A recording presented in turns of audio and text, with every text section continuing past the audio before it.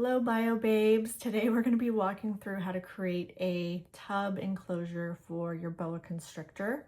This might be something you want to do if you've brought a new boa home and you want to quarantine it before introducing it to its more permanent enclosure, or let's say your boa gets sick and once again you need to quarantine it. I've got Carmelo here helping me out today. So he's here to say hi. And just one caveat is that tubs are not meant to be permanent enclosures for boas. They need space, they need enrichment, real enrichment to thrive. And what we'll be walking through today is how to create as much of that enrichment as possible while still meeting obviously the humidity and heat requirements that a boa needs. So without further ado, let's get into it. First thing we're going to be doing is drilling holes into the tubs. I've got a 66-gallon tub here. I actually have two tubs that I'm working on because I'm bringing home two snakes in a relatively short period of time, but you just want to drill holes in it so that obviously the snake can breathe.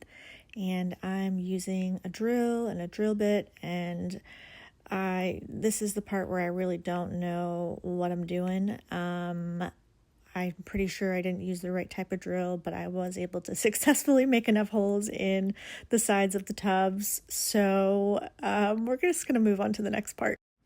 Next up, we're adding coconut fiber chips. This is ReptiChip hydrated in water to the bottom of the enclosure. This is to help maintain a nice humidity level.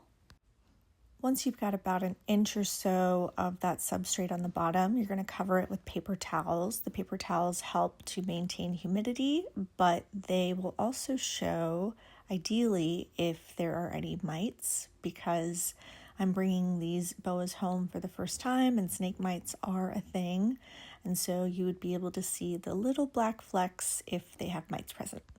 So I gave that a good spray down, and now I'm going to put in the hides. So first up is this rock type hide that will be going on the cool side. And then we've got this humid hide, sphagnum moss hide that will be going on the warmer side.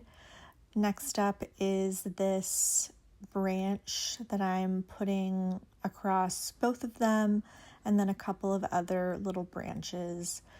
Boas are semi-arboreal, and so it's really important to give them places to climb, even in a temporary enclosure like this.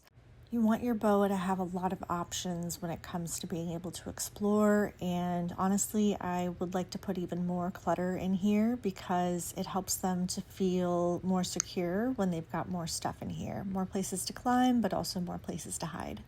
And you'll see I had to rearrange some things so that I could fit in the water bowl and make sure that it wasn't blocking the entrance to one of the hides, but I'll rearrange the sticks after this. We've also got to put in our heating, so I'm putting a ZooMed under tank heater on the side of the tank. I don't like to put them on the bottom because that's not what the packaging recommended. They recommended putting it on the side. I realized after this actually that this was a little bit too small. I tested it with my thermostat and realized it wasn't getting to the temperature that I needed.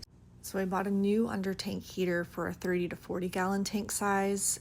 For your boa, you want a temperature gradient of somewhere between 85 and 90 degrees Fahrenheit on the warm side and around 75 to 80 on the cool side.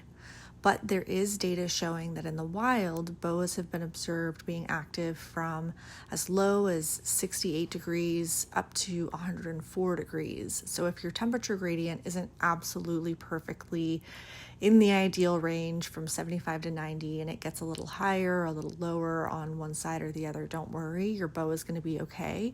But this is the reason why you want to install a thermostat. And so that's what you see I'm doing now. A thermostat connects to your heat source. In this case, it's my under tank heater, and it regulates the temperature within the enclosure. It has a probe, and the probe monitors the temperature, and if it detects that the temperature is above whatever you set it at, so in this case I set it to 91 degrees, it then turns the heat source off. Then once it's cooled and it gets below the temperature you set it at, it turns the heat source back on. So this makes it so that the warm side is always within the safe range that you need it to be.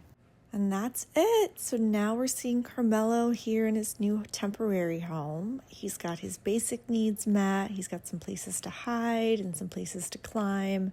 And for anyone curious, Carmelo is a hypo IMG jungle boa, and he is 100% beautiful.